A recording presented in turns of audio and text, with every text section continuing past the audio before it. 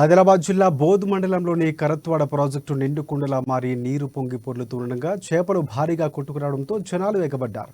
ప్రొద్దున నుంచి జాలర్లు చేపలు పట్టగా అటు జనాలు వాటిని ఎగబడి పట్టుకున్నారు, కొనుక్కుంటున్నారు. గత వారం రోజులుగా కురుస్తున్న భారీ వర్షాల వలన ప్రాజెక్టు పూర్తిగా నిండి పైనుంచి నీటి ప్రవాహం పొంగి పొరలడంతో చేపలు కొట్టుకుపోతున్నాయని, దీంతో తమ ఉపాధి కోల్పోతున్నామని జాలర్లు ఆవేదన వ్యక్తం చేస్తున్నారు. ఇక మరొక పక్క ప్రజలు వాటిని పట్టుకుని తీసుకువెళ్లేందుకు పెద్ద ఎత్తున తరలివచ్చారు.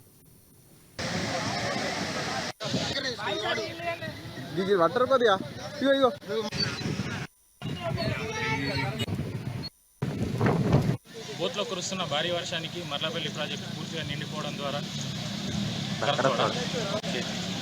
ఫస్ట్ నుంచా బోత్లో కురుస్తున్న 4 రోజుల నుంచి కురుస్తున్న భారీ వర్షానికి కరత్వాడ ప్రాజెక్టు పూర్తిగా నిండిపోవడం ద్వారా చేపలు అధికంగా దొరకడంతో యువకులు, గ్రామ పెద్దలు మొత్తంలో వచ్చి చుట్టుపక్కల గ్రామాల వారందరూ రావడంతో ప్రాజెక్టు పరిసర ప్రాంతాల్లో మొత్తం జన సంద్రోహంగా మారిపోయింది. పూర్తిగా చేపలు కూడా పెద్ద పెద్ద దొరుకుతున్నాయి.